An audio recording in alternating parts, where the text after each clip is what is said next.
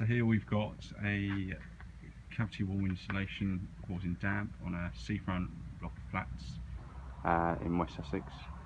I've just opened up the wall. As you can see, I haven't actually removed any insulation, but this is what we found. We've got an injection hole just about 2 quarters above the hole on this side, and then the same on that side. When we look inside the cavity, you can see that the insulation is more around where the injection hole is on this side, and then there's large voids causing cold spots. The area where the injection hole is obviously a lot denser, and therefore sort of allowing water to penetrate through the wall and cause these damp problems. This is the same scenario across all of the block, so we are taking out the insulation and the debris.